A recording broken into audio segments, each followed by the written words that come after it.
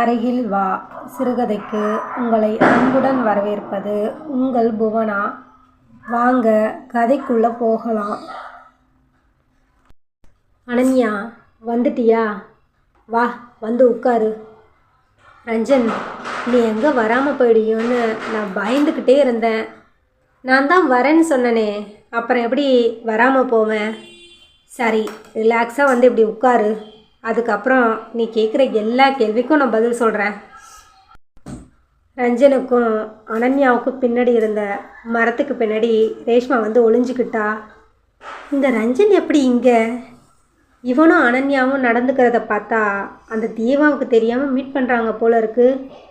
இவனுக்கு அனன்யா கிட்ட பேச என்ன இருக்குது? நல்ல வேலையா இவங்க ரெண்டு பேரும் என்னை பார்க்கல. ரஞ்சன் மட்டும் என்னை பார்த்தா என் கதை அவ்வளோதான். மரத்துக்கு பின்னாடி ஒளிஞ்சிக்கிட்டே அவங்க என்ன பேசுகிறாங்கன்னு ரேஷ்மா ஒட்டு கேட்க ஆரம்பித்தா. இப்போ சொல்ல அனன்யா, உனக்கு என்ன தெரியணும்? நீ எதுக்கு ஊரை விட்டு வந்த? உங்கள் அம்மாவுக்கு என்ன ஆச்சு? எங்கள் யார்கிட்டையும் சொல்லாமல் நீ ஏன் படிப்பை டிஸ்கண்டினியூ பண்ண? நீயும் ரேஷ்மாவும் லவ் பண்ணிங்களே, அது என்ன ஆச்சு? அப்படி உனக்கும் ரேஷ்மாவுக்கும் என்ன தான் பிரச்சனை? எனக்கும் அவனுக்கும் நடுவில் என்ன நடந்திருந்தால் இவளுக்கு என்ன? இங்கே வந்து கூட என்னை பற்றி தான் விசாரிக்கிறா. அதுதான் இவள் ஆசைப்பட்ட மாதிரி தேவாவை கல்யாணம் பண்ணிக்கிட்டா இல்லை? அப்புறம் என்னவா இவளுக்கு? வேற என்ன பேசுகிறாங்கன்னு ரேஷ்மா அவங்கள உன்னிப்பாக கவனிக்க, ரேஷ்மா ரஞ்சன் காதலில் ஆரம்பித்து ஜெய் மிரட்டினது, உயிர் பயத்தில் ஊரை விட்டு ஓடி வந்தது, தேவா கம்பெனியில் வேலைக்கு சேர்ந்தது, தேவா அவனை படிக்க வைக்கிறேன்னு சொன்னது, ஒன்று விடாமல் எல்லாத்தையும் அனன்யா கிட்ட சொன்னான். அவர் ரேஷ்மாவை தான் கல்யாணம் பண்ணிக்க போகிறாருன்னு தெரிஞ்சதும் நீ ஏன் ரேஷ்மாவை பற்றி அவர்கிட்ட சொல்லலை?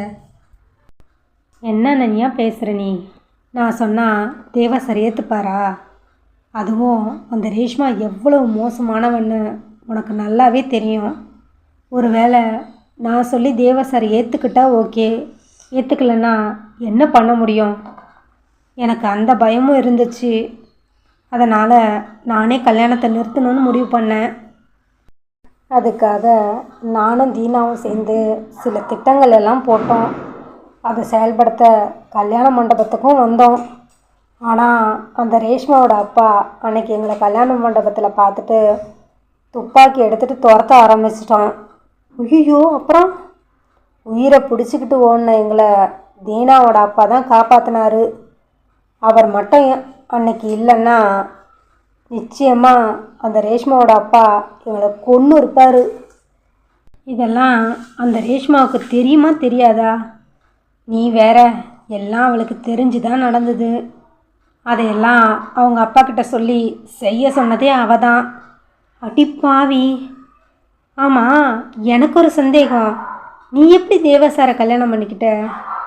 என் அண்ணனும் தேவாவோட தங்கச்சி திவ்யாவும் ஒருத்தர் லவ் பண்ணாங்க. 2 குடும்பத்தோட சம்மதத்தோட 2 பேருக்கும் கல்யாண ஏற்பாடு நடந்தது. அப்போது உனக்கு நானும் ரேஷ்மாவும் லவ் பண்ண விஷயம் தெரியும் தானே? நீ ஏன் தேவா சார்கிட்ட சொல்லலை? நீ வேற, எனக்கும் அவருக்கும் ஒரு சின்ன பிரச்சனை.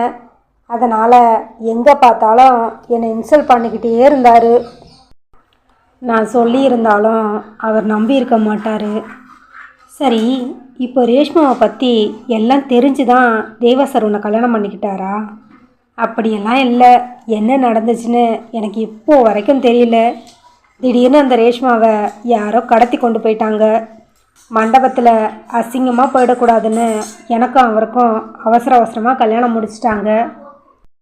யார் அந்த ரேஷ்மாவை கடத்தி கொண்டு போயிருப்பாங்க? எனக்கு அதை பற்றி எதுவும் தெரியல. நீ தேவா சார்கிட்ட கேட்டியா? நான் கேட்கல. நான் கேட்டாலும் அவர் பதில் சொல்ல மாட்டார். ஏன் அப்படி சொல்கிற அனன்யா? என் குணத்துக்கும் அவர் குணத்துக்கும் சுத்தமாக ஒத்தே போகலை. நான் குழந்த மாதிரி நடந்துக்கிறானா, எப்போ பாரு எரிஞ்சு விழுறாரு. அவருக்கு அந்த ரேஷ்மாவை தான் பிடிச்சிருக்கு. என்ன சொல்கிற அனன்யா?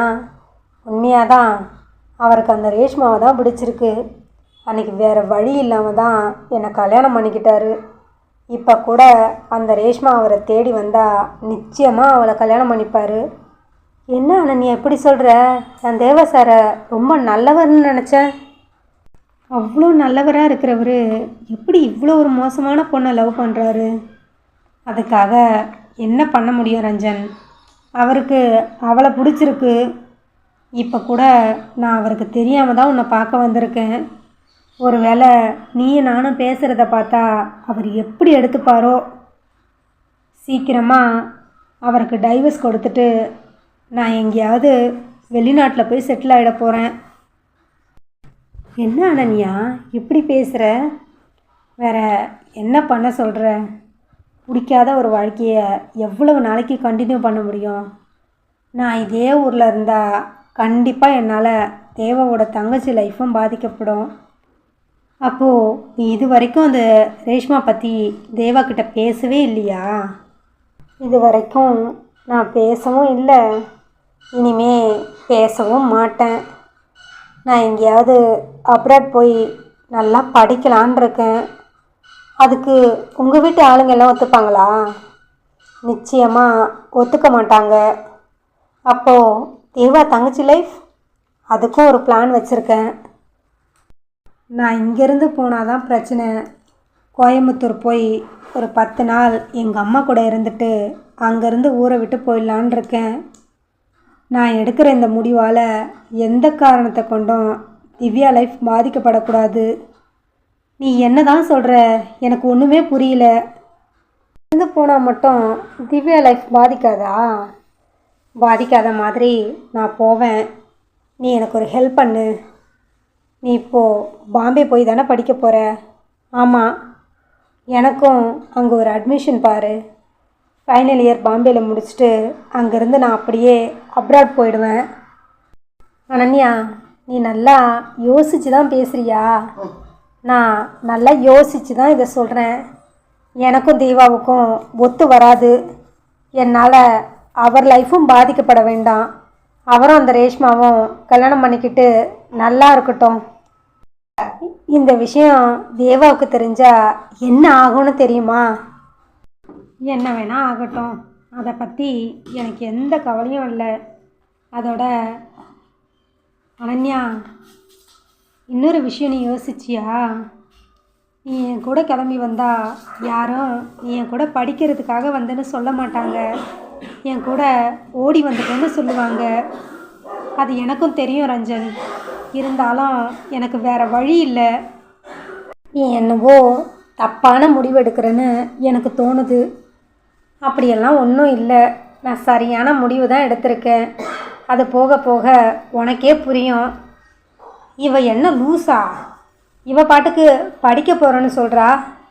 அந்த தேவாவை கல்யாணம் பண்ணிக்க நான் எவ்வளவு கஷ்டப்பட்டேன். கடைசியில் அந்த முட்டாள் என்னை விட்டுட்டு இவளை போய் கல்யாணம் பண்ணிக்கிட்டான். கல்யாண லைஃப்பை ஜாலியாக என்ஜாய் பண்ணாமல் இவ பாம்பே போகிறேன் அப்ராட் போகிறேன்னு லூஸு மாதிரி பேசிக்கிட்டு இருக்கா.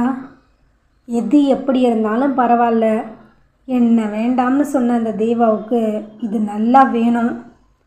நான் அவனை கல்யாணம் பண்ணிக்கிறேனோ இல்லையோ அது வேறு விஷயம். ஆனால் அவன் இவ கூட மட்டும் வாழவே கூடாது. ரஞ்சனின் கைகளை பிடித்து கொண்ட அனன்யா, நீ பாம்பே போகும்போது நானும் அங்கே வந்து ஜாயின் பண்ணுற மாதிரியே எனக்கு ஒரு ஏற்பாடு பண்ணி கொடு ப்ளீஸ். எனக்காக இதை செய் ரஞ்சன். அவர்கள் இருவரும் கையை பிடிச்சிக்கிட்டு இருக்கிறத ரேஷ்மா அழகாக ஒரு ஃபோட்டோ எடுத்துக்கிட்டா. தேவா, இனிமே தான் உனக்கு ஆப்பே இருக்குது, ரேஷ்மா நினைத்துக்கொள்ள. சரி அனன்யா, நீ வீட்டுக்கு போ. நான் எல்லாத்தையும் முடிச்சுட்டு உனக்கு கால் பண்ணுறேன். அனன்யா அங்கிருந்து போக ரஞ்சனுக்கு தெரியாமல் ரஞ்சனை ஃபாலோ பண்ணா ரேஷ்மா. அவன் நேராக அவனோட கோட்ரஸ்க்கு போக அவன் வீட்டை திறந்து உள்ளே போகிற வரைக்கும் வெயிட் பண்ணவ அந்த பக்கத்தில் இருந்த ஒரு பெரியவர்கிட்ட, ஐயா, இந்த குவார்ட்டர்ஸ் எல்லாம் யாரோடது? இங்கே பக்கத்தில் தேவா டீ தூள் ஃபேக்ட்ரி இருக்குல்ல, அவரோடது தான். ஓஹோ, கதை இப்படி போகுதா? அப்போது தேவா ஃபேக்ட்ரியிலே வேலை பார்த்துக்கிட்டு அவனுக்கே பெரிய ஆப்பு வைக்க போகிறானா அந்த ரஞ்சன். எல்லாமே பர்ஃபெக்டாக சிங்க் ஆகுது.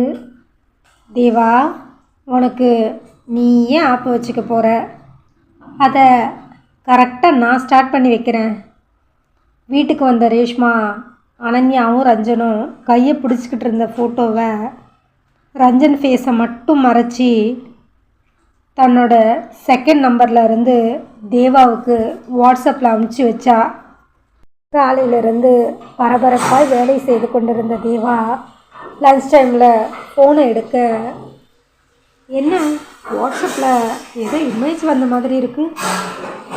மெதுவாய் ஓப்பன் பண்ணி பார்க்க அனன்யா யாரோ ஒருவரின் கையை பிடித்து கொண்டிருக்கும் ஃபோட்டோ.